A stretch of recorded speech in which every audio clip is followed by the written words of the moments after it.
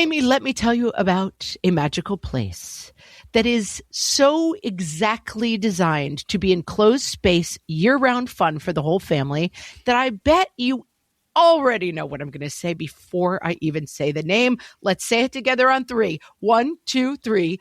Great Wolf Lodge. You got it, Amy. My kids loved Great Wolf Lodge when we went. You probably already know that it has a huge indoor water park with a wave pool, lazy river, a bunch of massive water slides. But then your pack can hit the other attractions because wait, there's more. Great Wolf Lodge has adventure-packed attractions like Magi Quest, a live-action game kids can play throughout the lodge, plus the Northern Lights Arcade. Spent some quality time there, so your kid who loves the lazy river and your kid who loves fantasy games will both have a great time. Great Wolf Lodge also offers great dining options and complimentary daily events like nightly dance parties, all under one roof. Unpack the car once and you're settled in to have fun. And with 22 lodges across the country, you're always a short drive away from adventure. We've both had such great times at Great Wolf Lodge, so bring your pack together at a lodge near you. Learn more at greatwolf.com and strengthen the pack. At DSW, we ask the important questions, like, what shoes are you going to wear? Whether you're prepping for wedding season, festival season, or just planning the ultimate vacay, the right shoes can make or break an RSVP. So own the moment. You've got big plans, and we've got just the shoes. At the perfect price, of course. Get ready to get ready with Designer Shoe Warehouse. Head to your DSW store or DSW.com today and let us surprise you. Hello, everyone, and welcome to Fresh Take from What Fresh Hell, Laughing in the Face of Motherhood. Today, I am talking to Norah Lally. Norah is a New York-born, Los Angeles-based writer. She just published her debut novel, Back to Bainbridge, a coming-of-age story for young readers, which has been getting rave reviews and was selected as an editor's pick by BookLife at Publishers Weekly. Welcome, Norah. Thank you. Happy to be here. What I did not mention in your bio is that Norah is also, in addition to being a fabulous author, my BFF since we were 13 years old. That's right. Yes. We met in the 9th grade, Catholic school in New York, and we found each other. We were our own little island of misfit toys in 9th grade, I think. That's right. It's so true. And I have talked about you a lot on the podcast, both as my bestie. Yep, I mention you all the time. And I'm famous. You're famous. Your podcast famous on the What Fresh Hell podcast because you also had a baby when we were, 19 years old? Yeah, just barely 19. That's right. Yes. Yeah. So your son was one of my first encounters, close-up encounters with parenting. So start your story wherever you'd like to start it, really. I know your whole story. You do. You know all the ins and outs. And also, I should say that we wrote together professionally for a decade in Los Angeles. That's right. Yep. And I believe, am I correct that behind you are the film art of our 2 amazing features that we wrote together? That's right. Bratz, starring and styling. Yeah. It was a animated feature featuring the Bratz dolls coming to The first Bratz movie. And then the second movie, which was Bratz Girls Really Rock. Oh, originally titled, I believe, Bratz Camp Starshine. Okay. It was about, we blocked some of this out. It was about the Bratz. It says they really rock on the poster, so I have no recollection. I blocked it all out. They might have had a retitle, re-release, but yes. I'm only going by the poster. Norah and I moved to Los Angeles together at the turn of the century. Pretty much. And we wrote together. We were comedy writers. Well, it was after 9/11, wasn't it? Right. It was early 2002, I guess, is when we moved. Yeah. That's right.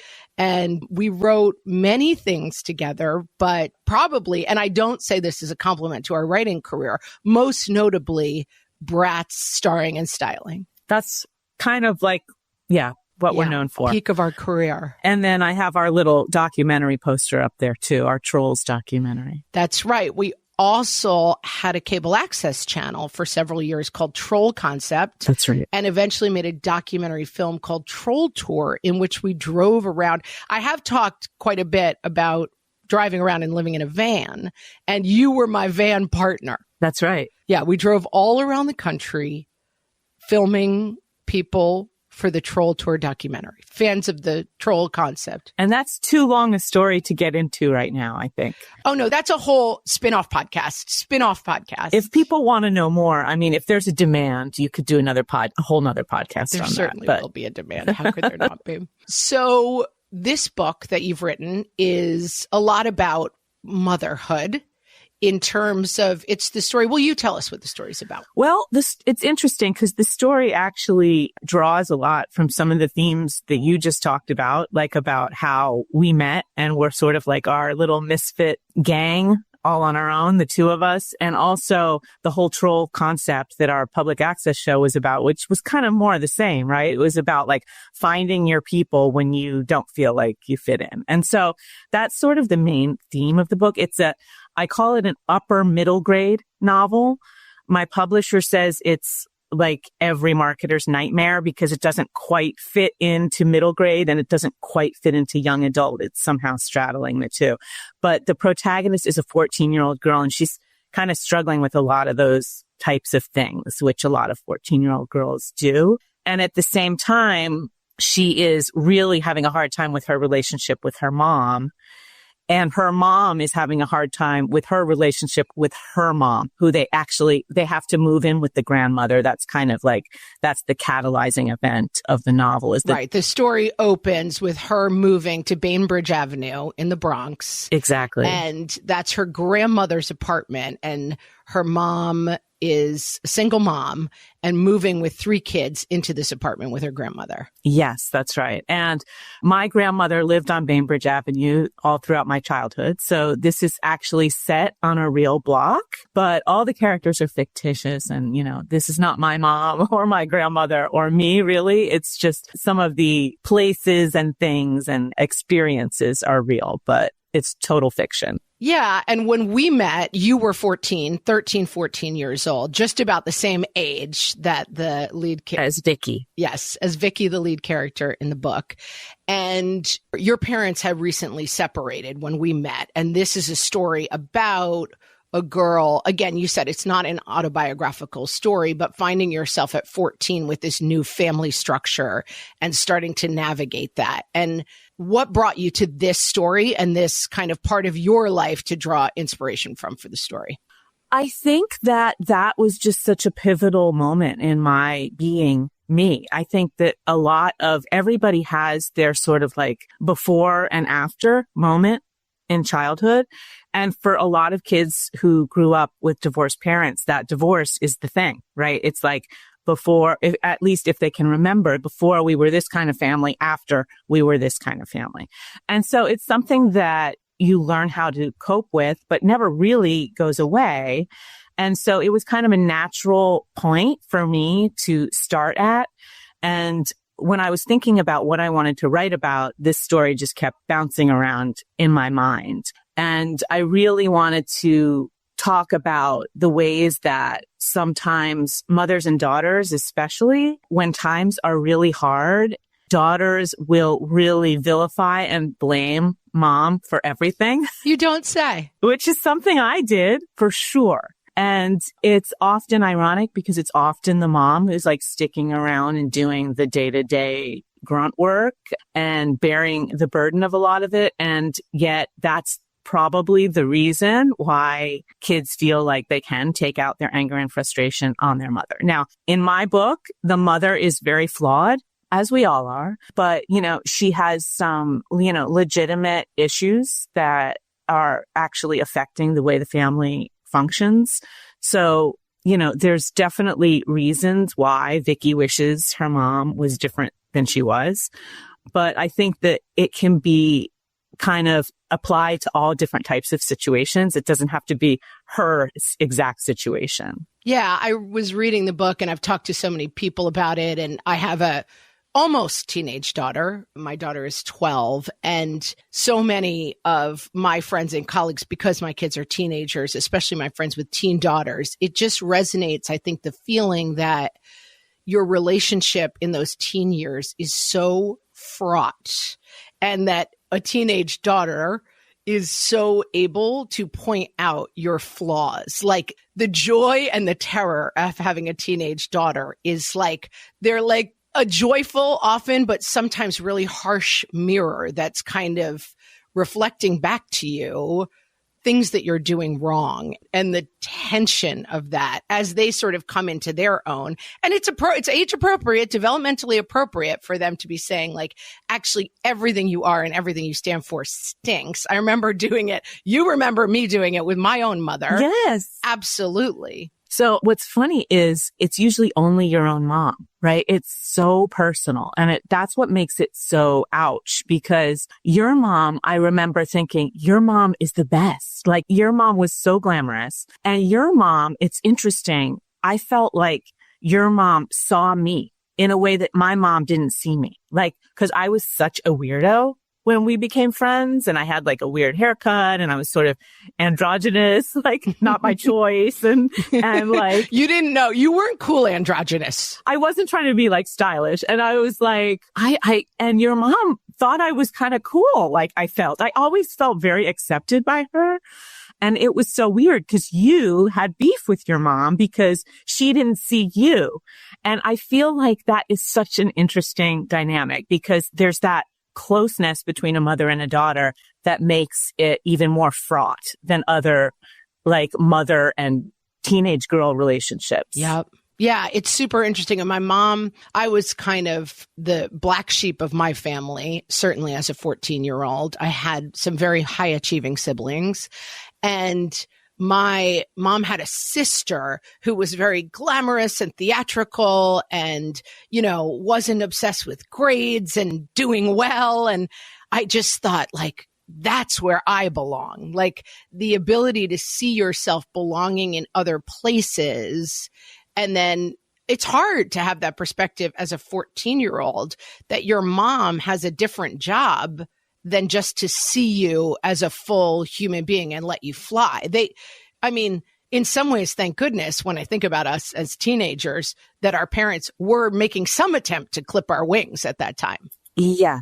We would have flown in a very zany direction. Yeah. We were not flying straight. We were not flying right at the time. That's exactly right. And I think that's what I really tried very hard to do in this book. And our screenwriting background really helped me in writing this book because I really did immerse myself and try to capture like the voice and thoughts of a girl who was in that situation. I wanted to sort of like show what was happening in this family through the eyes of a narrator who doesn't really understand what's happening and is, you know, relating everything through this prism of how hurt she is and how she feels. And that's not necessarily what was actually happening, but that's the story that this person is telling because it's what they're experiencing. Yeah. And the book really captures that journey so well that the 14-year-old is kind of on one side of the mirror and the mother is on the other side of the mirror.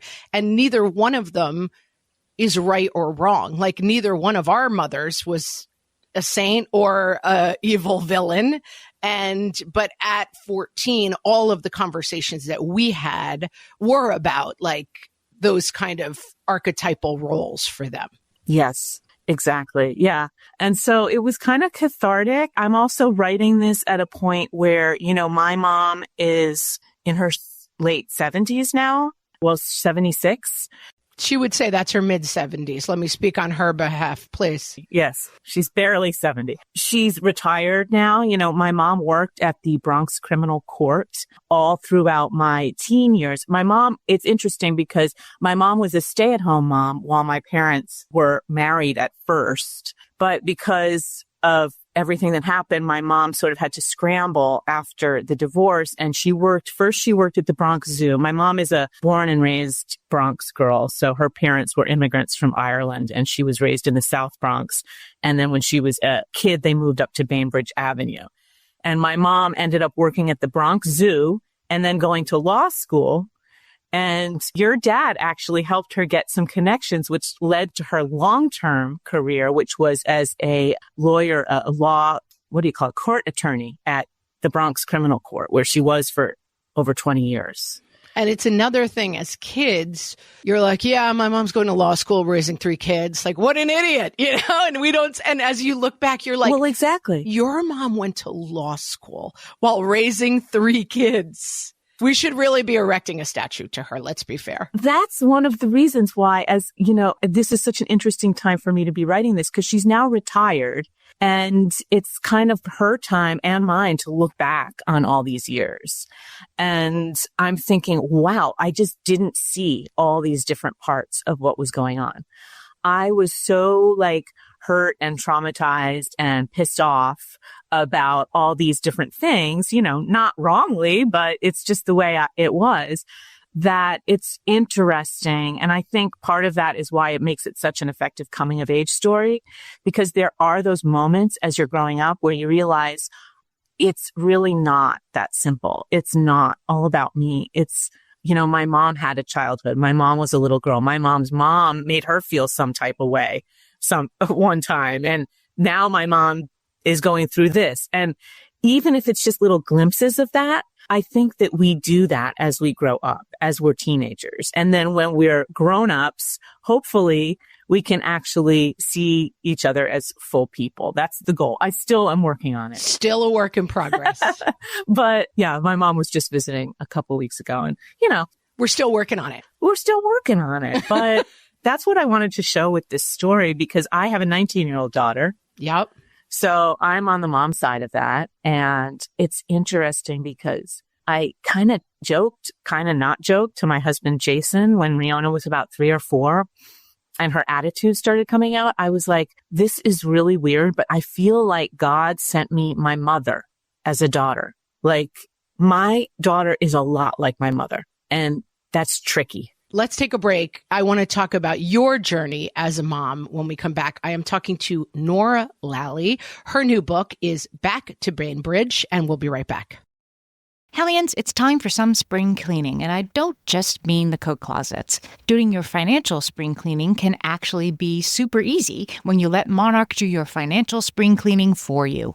One dashboard that gets your entire financial life organized. No more clutter, no more mess, no more logins scattered everywhere, just accounts, investments, property, and more, all in one place. Get your first year of Monarch for half off, just $50 with promo code FRESH. Monarch allows you to look not only at what you've already spent, but also to plan for the future. With Monarch, you can set savings goals, plan for big purchases, and notice spending trends before they become a problem. I can generate cash flow reports that show me what we spent this quarter, this month, what we're probably going to spend next month, and feel prepared, organized, and knowing how to plan for the future. No more surprises and a lot more clarity. Try Monarch. Use code FRESH at monarch.com to get your first year half off at just $50. That's 50% off your first year at monarch.com with code FRESH. My favorite skincare products actually feel more like self-care, like they're so nice to put on and they smell so good that I'm actually happy when I get to that part of my day. And I swear that is how I feel about Osea's anti-aging body balm. Amy, you are usually the lotions and potions queen on this podcast, but I have to say, hard agree. Osea's anti-aging body balm is a liquid silk body balm that combines the lasting hydration of a lotion with the firming power of a serum, leaving skin smoother and firmer. This body balm is clinically tested and designed to deliver visible results you can see and feel. So we've gotten to use this product for a couple of months now, and I swear I have really noticed firmer and smoother skin, like on the back of my hands. It's like getting a mini spa treatment from head to toe. Get a spring-worthy glow with clean, clinically tested skincare from Osea. And right now, we have a special discount just for our listeners. Get 10% off your first order site-wide with code FRESH at OseaMalibu.com. That's 10% off your first order with code FRESH at OSEAMalibu.com. Amy, when I'm having a good hair day, it usually makes my whole day better. And that's why on every day, I'm taking Nutrafol. Nutrafol is the #1 dermatologist-recommended hair growth supplement brand, and it's the #1 hair growth supplement brand personally used by dermatologists. Nutrafol's hair growth supplements are peer-reviewed, NSF certified for sport, and clinically tested. Nutrafol offers multiple formulas for men and women tailored to different life stages and lifestyle factors, so you get support that's actually right for you. Adding Nutrafol to your daily routine is easy.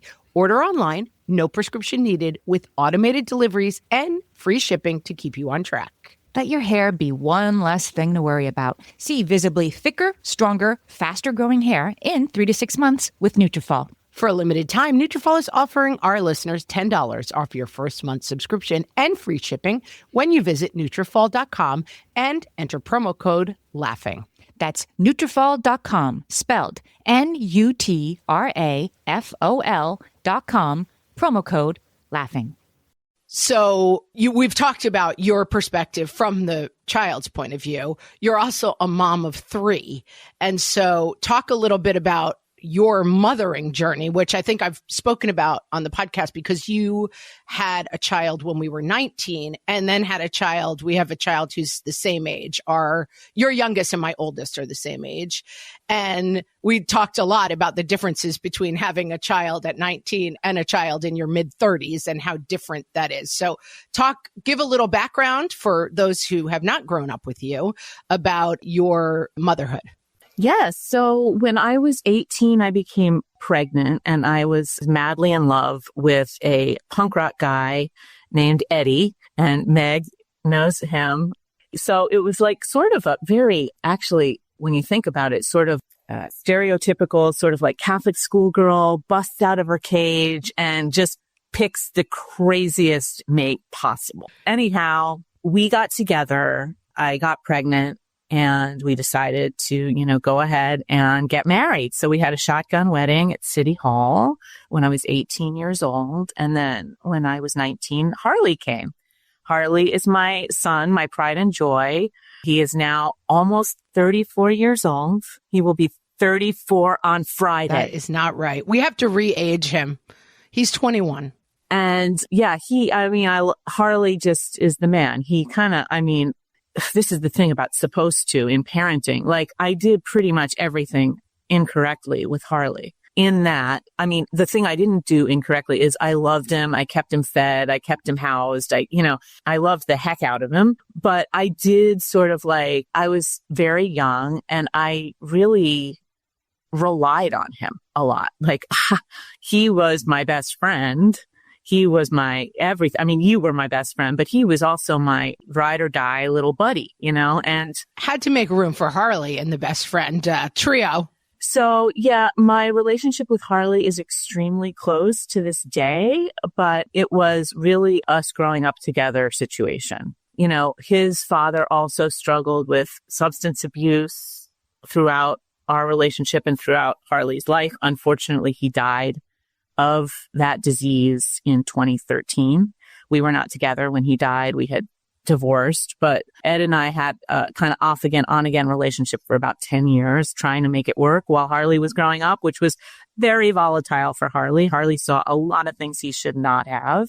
So when I say I did everything wrong, I really did. I was really still, when you're 19, 20, early 20s, all through your 20s, really, you are really trying to find yourself still. And I was doing that while raising a child. So it was, I'm sure, quite chaotic for Harley if you were to interview him.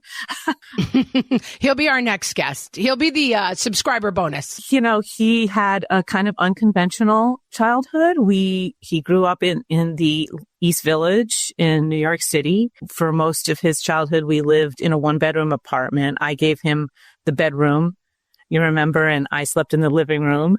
I do. You had the loft. Yeah. And he attended a public school, a New York City public school. He walked everywhere. People used to call him the mayor of the East Village because he would walk around by himself at 6, 7 years old. Everybody knew him. The corner store guys, the winos on the bench, everybody knew Harley. And to say the least, the cutest little boy. I have little boys, and he was the cutest. He was so cute. And he's still very, very, very cute. So the flip side of that is I probably just put too much on him in some ways, made him sort of responsible for me, being a good person. And I think as he grew up, he had to come to terms with that a little bit. And when he was about 10 years old, I met Jason, who's my husband now.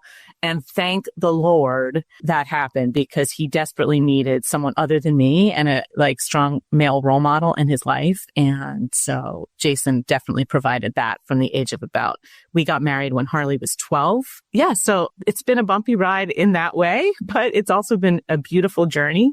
And then it's 15 years later, you have your next child. Right. Riona, my daughter. Yep. So I have 2 sons and a daughter, and Riona, my daughter, is in the middle. And she was born when Harley was, I think, just about to start high school. She is, like I said, a lot like my mom.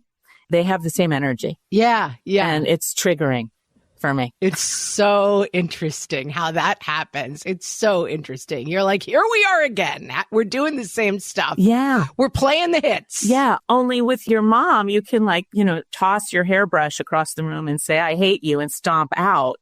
You can't do that with your daughter, or it really isn't advised. Definitely not allowed. Really ill. We are a parenting advice podcast, and I'm going to take the stand, not advised to throw hairbrushes at them and say, I hate you. That's off the list. Thank you.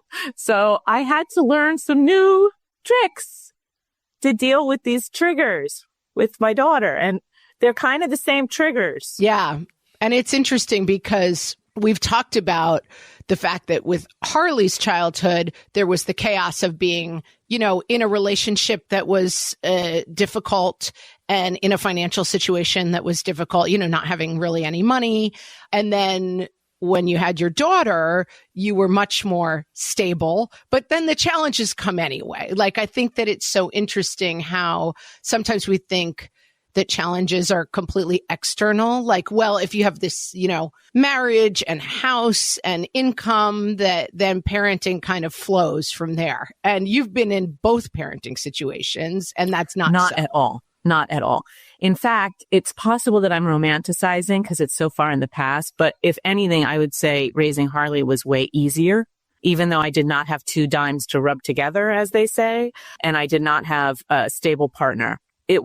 I had the blessing of ignorance, and I was just doing the best I could, and it was good enough. I wasn't constantly judging myself.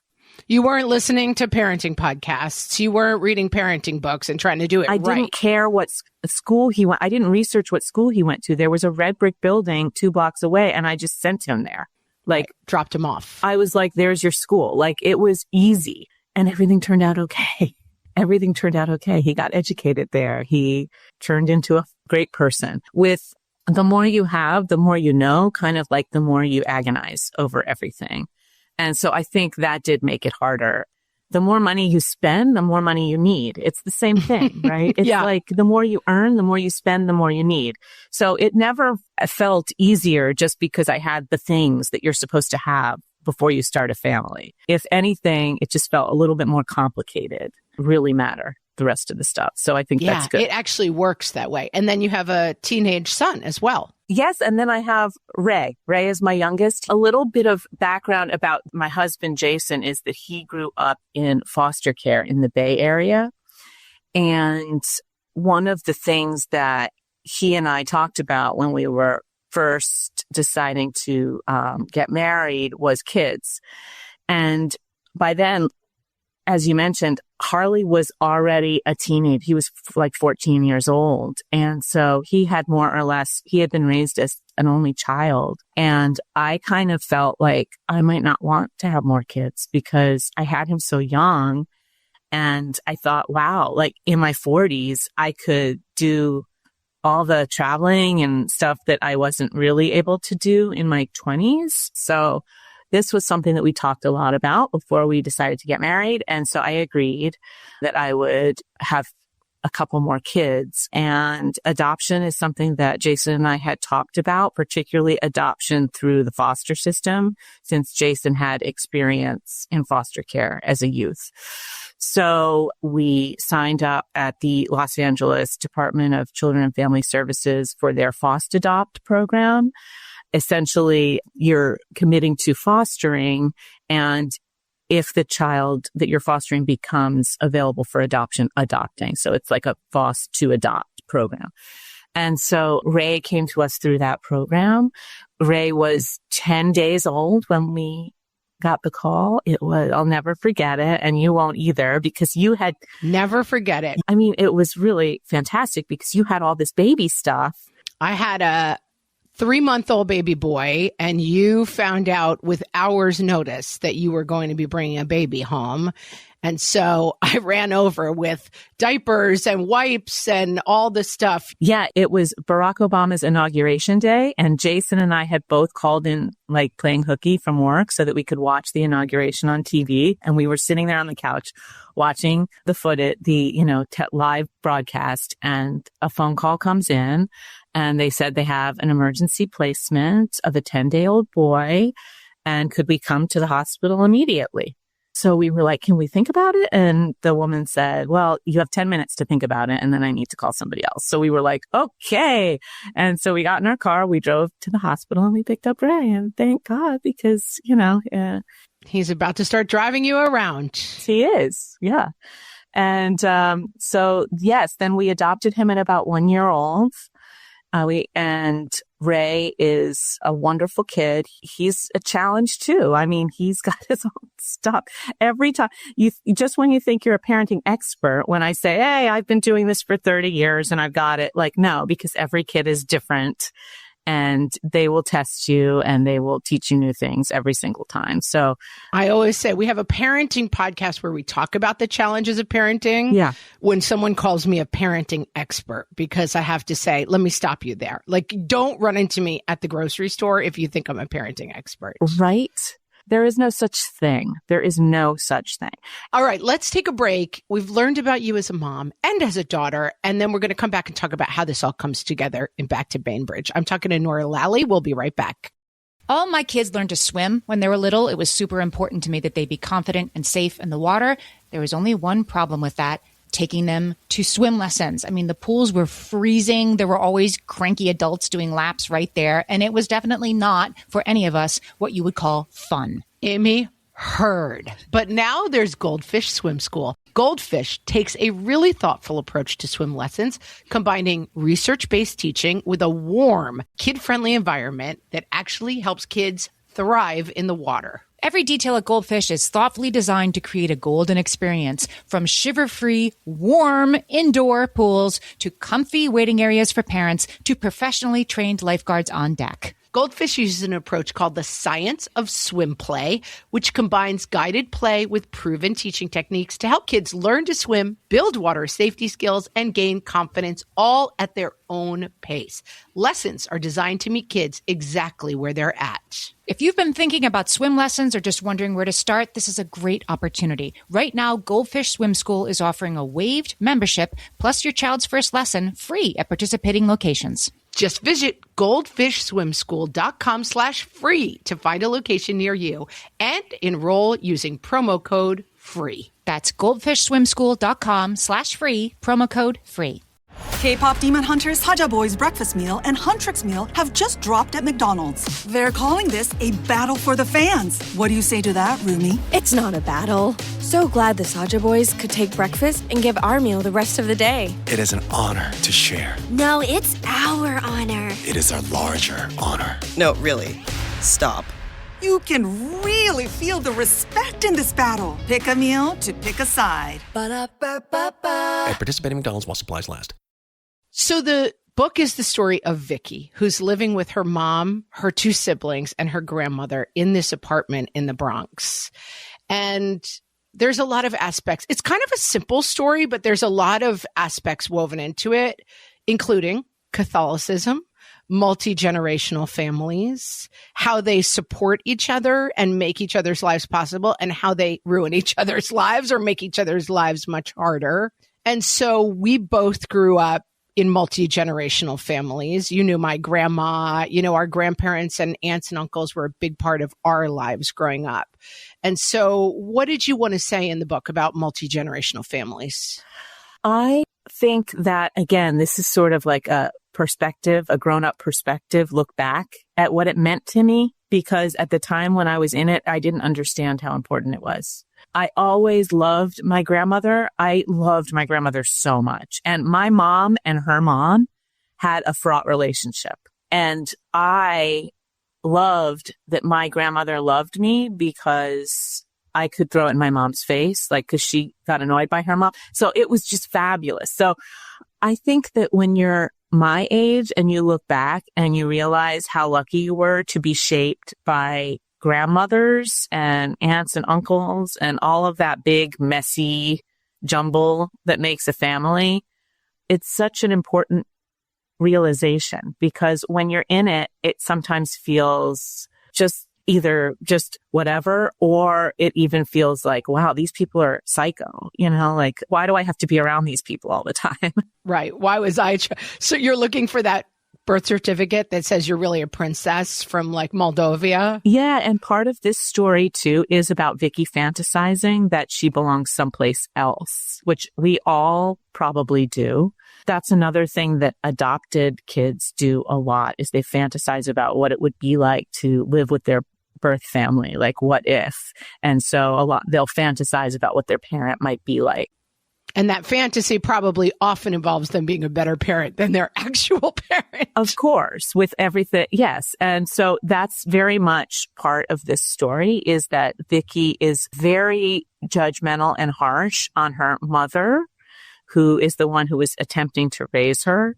And she has a lot of fantasies about what it would be like to live with her father, who abandoned the family and who she doesn't know what he's like, but she imagines that his life is something that would be more suitable for her.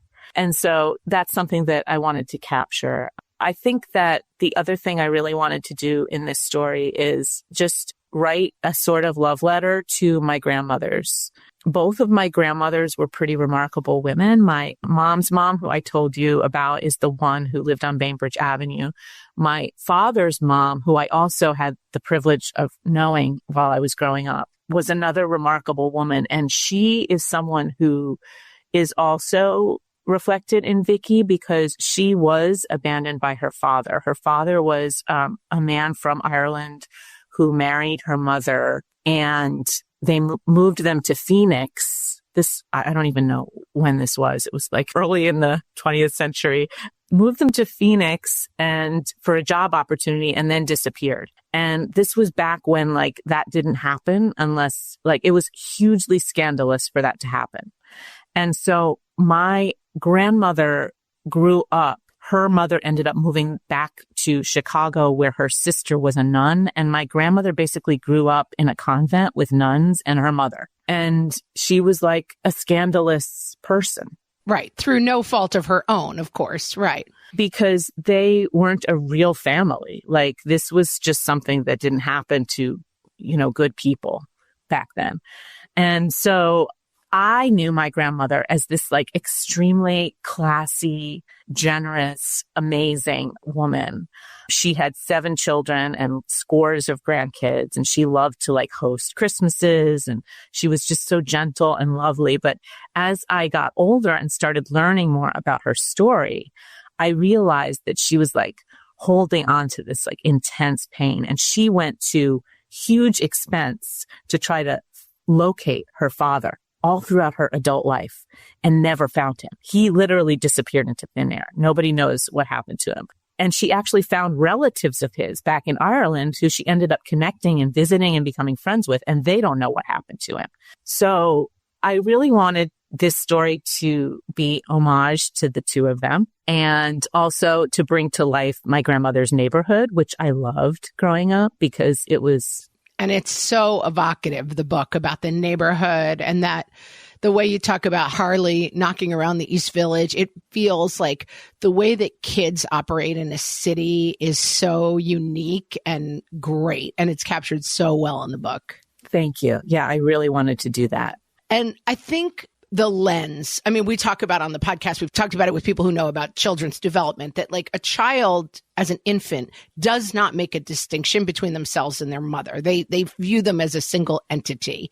And that there's this developmental process where you start seeing your mother, your grandmother. I remember so clearly, I was maybe 12 years old. Old enough to maybe know better, but that my mom was talking about something and she said, Yeah, I just blew that. I was so disappointed in myself. And I remember like this cold wash coming over me, the idea that my mother had experienced disappointment, that my mother, who for me was kind of this iconic person who never did anything wrong, and that was part of the conflict that we had, could have experienced a disappointment. It was like the scales falling from my eyes. This is a real person. And there's a lot of Vicky, the protagonist in this book, having that kind of realization about her own mom. Definitely.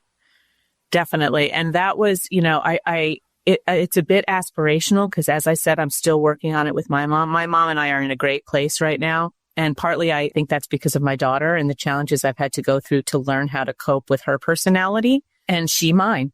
And then understanding that and sort of using what I've learned with my daughter, with my mother, has allowed me to be a lot more gentle with my mother. And she's getting older. And so I see that, my time with her isn't infinite.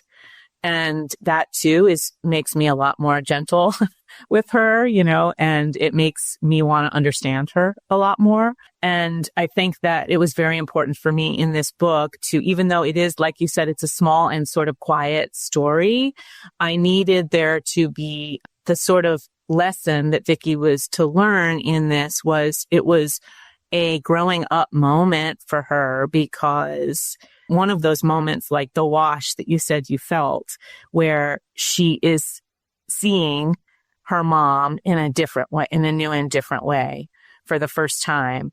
And not to say that they won't still go back to having their conflicts, but a door has been opened for her that allows her to understand, okay, like mom has these feelings that are completely separate from me, and these thoughts that are completely separate from me. And it's not an affront to me that mom does the things she does. Like, she's doing her own thing and she's my mom. And that realization's huge. It just boggles my mind when we talk on the podcast how many years I spent. It didn't occur to me that any of the mothers in my life, grandmothers, were actual people. I have an aunt who all my life I heard, oh yeah, she had 6 children. Her husband died very young, at 50. And then she had these 6 kids to raise by herself. And I was like, yeah, can you pass the mac and cheese? And I remember having my second child and running into her somewhere. And I thought, why didn't we all stop what we were doing? And I wasn't alive at the time, but how did we tell that story as like a throwaway line? This woman survived raising 6 children by herself with no money. Like, the inability that we have as children, and it is a biological imperative. And so it's not really our fault, but to say, oh yeah, no, my mom, raised me by herself on the Lower East Side and blah, blah, blah, blah, blah. Like, you did that thing. The fact that anyone is even alive in these situations, it's like you should build a statue to this woman. It's true. And Vicky has that realization about her mom at the end of this book. And it's not all rainbows and unicorns, but they have a moment, a really, I think, touching moment together where there's also, I think, the mom felt like she had to always kind of be so stoic and tough in front of her daughter. And so she lets her guard down a little bit too. So it's kind of both of them having a moment of change, because I think that part of the reason why we think that way about moms is because moms don't show that much vulnerability to people. And they say like, yeah, what? Like, so what? My husband died and I'm raising 6 kids. The show must go on, And so that too is like a thing where it's like, no, like, let's look at what's actually happening here. Like, I think that there's a way to express what people are going through that's more real and that people can relate to. And I think that Vicky is at the age where when she sees when her mom actually shows what she's been going through and says like, I've been struggling with this and I've been thinking about this. And Vicky's like, what, you think about things? Like, wow, like you've been worried about that? Like, it's like, that's where you can meet. There can be a moment of meeting and of understanding, which is something to build on. and as the relationship grows. Yeah, I think it's a story for young women who are ready to start thinking about the inner life of their own mothers, but also as mothers, it's a good reminder that to just not always stay on the other side of the mirror. Like everything's perfect. You know, you don't want to hand stuff to kids that's too heavy for them to carry. But I think us coming from that Irish Catholic background, I'm kind of relearning the lesson that it is okay to, in front of our children, say, you know, this is really hard. I'm frightened. I'm sad. Like that. I think that our mothers didn't feel allowed Correct. to do that as much, and that they felt so strongly that their job was to be a rock for us, which was noble. But I think there's a really beautiful lesson in this book about, and also the truth is going to come out in the end. Like someone is going to see the truth. And so putting so much effort into convincing our children that everything's great, nothing's ever all great. You know, you talk about these 3 really different experiences that your children had, all had good and bad in them, right? All of them had difficult aspects and joyful aspects and hard aspects and wonderful aspects. And you have, unique to almost anyone I know, 3 incredibly different stories about raising 3 kids. Yeah. And that in the end, their story is all about like a mom trying her best, failing a couple times, succeeding a lot, and hopefully like coating the entire experience in this sort of feeling of joy. Hopefully. Yes. Hopefully. That's what I'm going to tell them. That's good. You tell them that. I'm going to have them call you right after this. I'm going to sit them all down and wave fingers. Yeah. Give me their numbers. I got a thing or two to tell them. Yeah. I love that you say that about the readers of this book. And I hope that I hope that, you know, girls and even young women will read this and see that in it and kind of identify with that feeling and, you know, have a little bit of grace for each other after reading it, because that is really what's needed. I think it's life is so hard. Like it's so painful sometimes to go through. And when people feel wounded, it's just really hard to see other people's wounds. And it's interesting because my son is taking his driver's test today.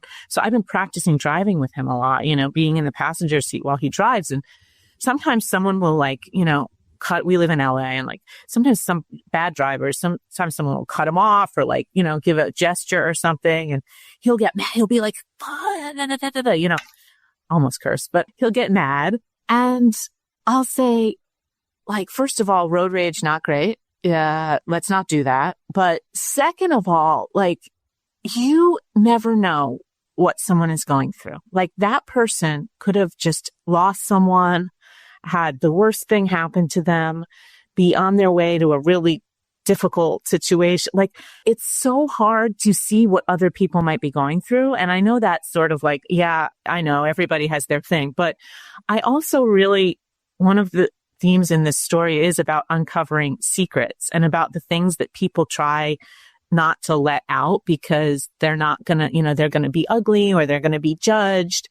And I just think there's a great lesson in the book, and hopefully I'm giving that lesson to my kids too, just in the way I parent them, which is like, even if like it's important to understand how you feel and, you know, your feelings are valid. However, that doesn't mean that like it's all about you. Like you really, really have to try to understand how other people are feeling too. And just because you feel in pain about something, it doesn't mean that that person is necessarily doing something to you. Like everybody is operating in the best way that they know how to, for the most part. And so I think that kind of seeing other people and what they might be going through and where they might be coming from is, it just makes you pause a little bit before reacting. And I think that's a valuable thing to do. Friends listening, if you have ever bought a book that we talked about on this podcast, or ever thought about buying a book that we talked about on this podcast, go buy Back to Bainbridge by Norah Lally. my BFF, best friend. And even if she wasn't, I would tell you, go get this book. I loved it so much. I'm not just saying that because we're besties. Actually, you know what, Meg? It came out on December 20th. No. Yeah. December 20th or 10th. Anyway, it was the number one new best-selling new release on Amazon in the teen category. So I'm not just saying it, people. Teens everywhere agree, and moms will love this book as well. People are buying Back it. to Bainbridge by Norah Lally. Tell us, Norah, where we can find the book and find more about you. You can find the book anywhere where books are sold, Barnes & Noble, Amazon, Bookshop. If your local independent bookseller is not selling it, please ask them to order it, because that is the way small bookstores actually carry books. If a lot of people are asking them to order it, they will go ahead and order a bunch. So I highly recommend buying it at your local independent bookseller. Also, I just wanted to say that last month I did a school visit at PSMS 280 in the Bronx, in the neighborhood where this book is set. And it was one of the most enchanting, wonderful experiences, because the kids were so excited about a book that was set right in their very own neighborhood. And the principal's ordering the book for the 6th and 7th grade classes to read. And so I'm also, really looking forward to connecting with young readers. And I have some discussion and activities that I do with them. So it's something I'm looking forward to as I keep getting the book out. We will link, of course, to our bookshop link where you can, should, and will purchase the book. Norah, thanks so much for talking to me today. This is my first podcast. Ever since I was 13 years old, for talking to me all the time. It was such a pleasure. Love you, girl. Thank you. Love you too.